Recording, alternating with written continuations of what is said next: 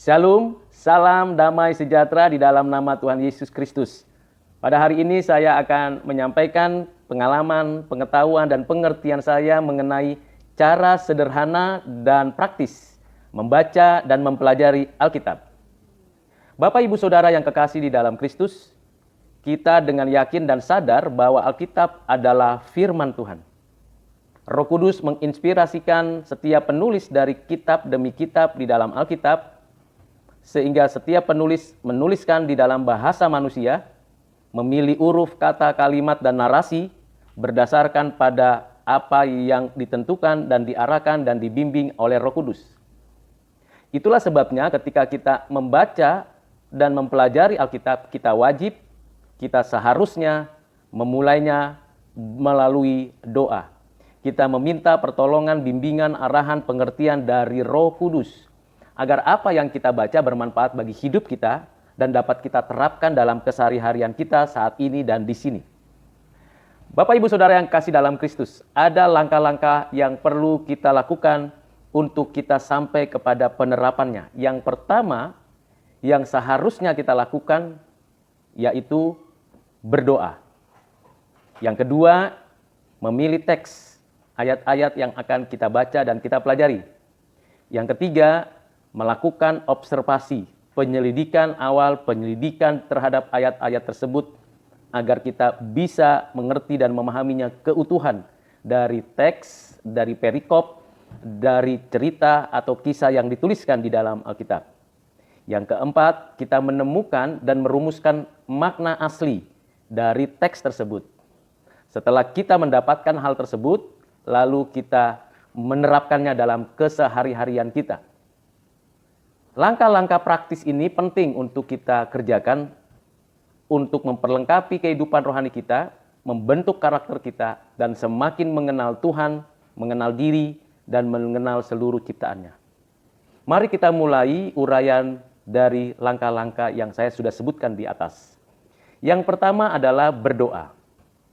Penting dan perlu sekali kita memulai membaca Alkitab dengan berdoa.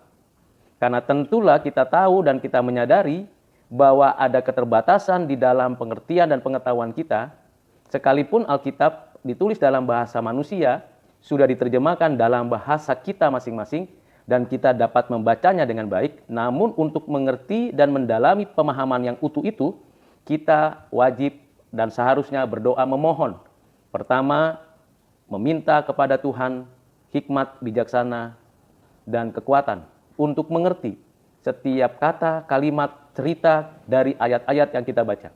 Memohon dari Roh Kudus agar Dia memberikan pencerahan kepada pikiran kita yang terbatas ini. Dan meminta kekuatan untuk menjadi pelaku firman, bukan hanya mendengarkan firman saja. Dan dengan doa yang terus-menerus kita sampaikan kepada Bapa di surga di dalam nama Tuhan Yesus, maka kita akan mendapatkan intisari pengertian yang utuh dari pembacaan teks-teks tersebut. Dan itu perlu dilakukan di awal membaca Alkitab dan di akhir membaca Alkitab di dalam proses pembelajaran itu setiap harinya. Yang kedua adalah memilih teks. Sebaiknya kita sudah pernah membaca Alkitab dari kitab Kejadian sampai dengan kitab Wahyu. Kita membacanya secara utuh, berkelanjutan setiap hari untuk kita memperlengkapi diri ketika ingin mempelajari Alkitab. Namun demikian, sekalipun sulit, sekalipun sukar, tentulah kita perlu membaca, mempelajari Alkitab dengan memilih teks yang kita mau baca hari itu. Ada banyak panduan yang mendorong kita untuk melakukan itu. Namun pemilihan teks ini tentulah harus kita mulai bukan dengan hanya mengambil atau memilih sesuka hati kita. Ada baiknya ada kitab atau satu kitab yang kita tuju untuk kita pelajari secara menyeluruh setiap harinya. Misalnya saja saya mengambil teks dari surat Paulus kepada jemaat di Filipi, di mana di dalam surat Paulus ini ada 4 pasal dan kita mesti memilih teks mana yang kita ingin mulai baca. Misalnya dari pasal pertama ayat 1 sampai dengan ayat yang ke-11. Setelah kita memilih teks, tentunya kita harus melangkah lebih lanjut, yaitu membaca teks itu paling tidak 2-3 kali, supaya kita bisa merasakan dan meresapi apa yang ada di dalam tulisan-tulisan yang ada dalam teks tersebut. Dari hurufnya, katanya, kalimatnya, tanda bacanya, dan penegasan-penegasan yang dituliskan oleh penulis surat atau kitab tersebut.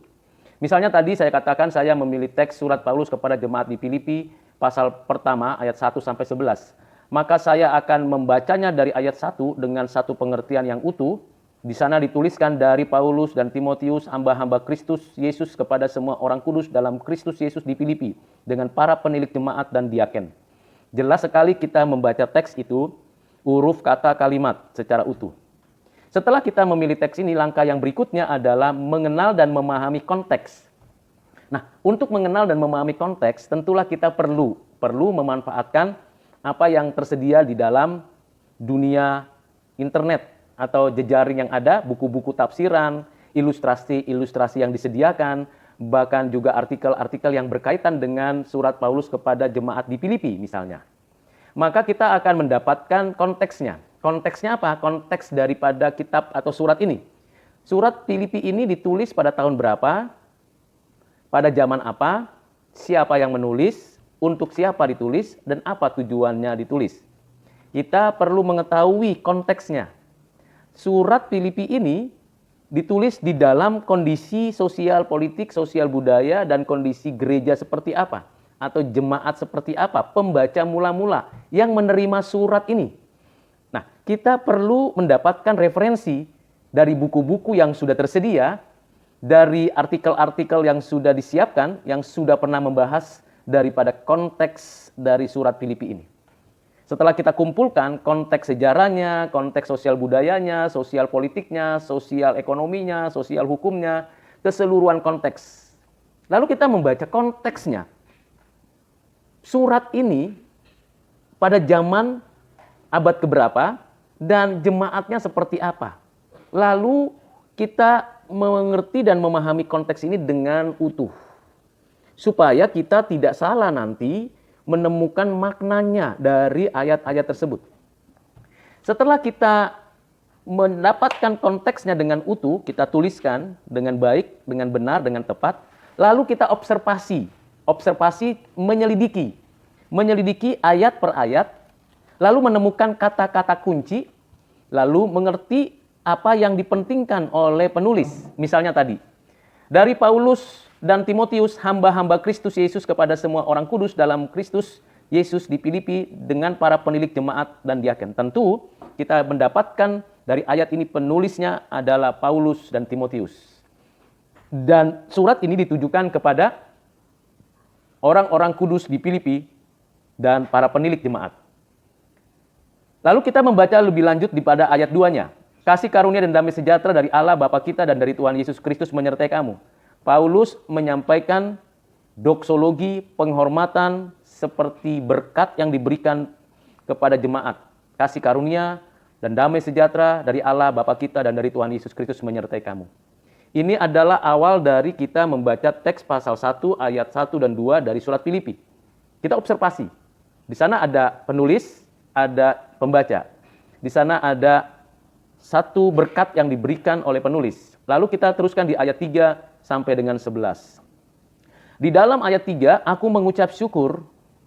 Lalu ayat 4-nya, aku berdoa. Ayat ke-5-nya, aku mengucap syukur. Ayat ke-6-nya, aku yakin sepenuhnya. Lalu ayat ke-7 dikatakan hatiku, di mana karena kamu turut mendapat bagian. Lalu ayat yang ke-8 dikatakan di sini, Allah adalah saksiku. Ayat 9, inilah doaku. Dan ayat 10 bicara tentang bagaimana dia dengan sungguh-sungguh memberi kejelasan tentang siapakah orang-orang yang membaca firman Tuhan ini atau surat ini. Lalu dia menegaskan bahwa ayat 11 penuh dengan buah kebenaran. Nah, jelas sekali bahwa ada penekanan aku berdoa, aku bersyukur, aku menyatakan bagaimana ada sukacita, ada kegembiraan, ada rasa yang nyata di dalam kehidupan orang-orang Filipi ini. Itu baru satu kata yang kita observasi.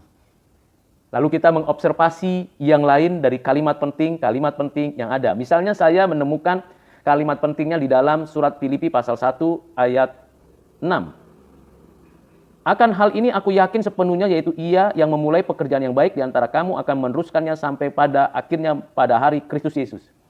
Di sini saya menemukan bahwa ada pekerjaan baik dan ada yang meneruskannya dan sampai Kristus datang. Pekerjaan baik dimulai dari Tuhan, diteruskan, dipimpin oleh Tuhan, dan kemudian sampai Kristus datang. Ini observasi dari satu ayat. Lalu kita teruskan lagi, maka kita akan mendapatkan catatan-catatan penting dari observasi tersebut. Setelah itu, kita merumuskan maknanya apa. Makna ini tidak lebih daripada 2-3 kalimat saja. Jadi berbeda dengan observasi. Observasi itu kita mendapatkan banyak sekali data, banyak sekali pembelajaran yang kita temukan dari ayat per ayat yang ada di dalam setiap teks yang kita sudah persiapkan untuk kita baca. Sedangkan makna itu merumuskan, menyimpulkan, memberikan kita pengertian secara utuh, global dari teks tersebut dan mendapatkan manfaatnya sehingga kita menuliskannya dengan 1, 2 kalimat, 3 kalimat yang penting. Misalnya seperti ini. Ketika saya membaca pasal 1 ayat 1 sampai 11, saya memberikan pengertiannya bahwa orang percaya selalu berdoa dan bersyukur karena pekerjaan Tuhan yang dinyatakan dan diteruskan oleh umat Tuhan sampai pada akhir zaman. Dan orang percaya selalu berdoa untuk jemaat, untuk orang Kristen dan orang percaya lain, supaya tetap melimpah di dalam pengertian dan pengetahuan yang benar akan Tuhan, sampai Kristus datang kedua kali. Dan yang ketiga, saya membuat satu pernyataan makna di sana bahwa yang diperlukan dari semua yang kita kerjakan adalah kesetiaan, ketekunan, dan pengharapan bahwa nantinya apa yang kita kerjakan menghasilkan buah dan tidak sia-sia.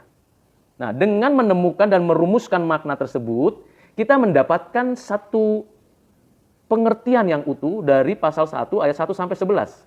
Setelah itu kita mulai menerapkan. Tentu dengan sederhana kita langsung menerapkan. Saya akan berdoa untuk diri saya dan selalu bersyukur atas segala pekerjaan yang Tuhan berikan, aktivitas yang tetap masih ada sampai sekarang, sampai Kristus datang. Saya harus bergiat melakukan kehendak Tuhan. Dan saya juga perlu dan penting mendoakan gereja-gereja Tuhan di seluruh Indonesia. Gereja-gereja Tuhan yang mengalami kesulitan, yang mengalami pergumulan, yang berjuang untuk berita Injil, yang berjuang untuk menegakkan keadilan, kebenaran, hidup suci. Saya pun berdoa supaya hidup saya berbuah. Saya mau berbuah bagi kerajaan surga. Buah kebenaran, buah yang nyata di dalam diri saya untuk menjadi berkat bagi orang lain. Nah, setelah kita menemukan dan mendapatkan maknanya dan kita bisa terapkan, lalu kita mulai tutup dengan doa. Kita berdoa, memohon supaya apa yang kita terima pelajaran hari ini mengenai teks ini itu dapat saya bisa lakukan. Karena kita bukan hanya menjadi pendengar dan pembelajar Alkitab, tetapi kita mau jadi pelaku firman Tuhan. Demikian sekali lagi saya sampaikan kepada Bapak, Ibu, Saudara yang kasih dalam Kristus. Bagaimana cara sederhana dan praktis membaca dan pelajari Alkitab. Sekali lagi, mulai dengan berdoa, memilih teks, mengerti dan memahami konteks, menggali temukan dengan mengobservasi, merumuskan maknanya dengan tepat, lalu menerapkannya dengan benar dan baik di dalam relevansinya dalam konteks kita saat ini, lalu kemudian kita berdoa lagi memohon kuasa dan kekuatan dari Roh Tuhan untuk kita menjadi pelaku firman. Kiranya apa yang saya jelaskan dengan sederhana ini dan praktis ini dapat menolong, memberikan arahan, membimbing, memberikan pengertian dari apa yang saya sampaikan. Tuhan Yesus memberkati kita sekalian. Amin.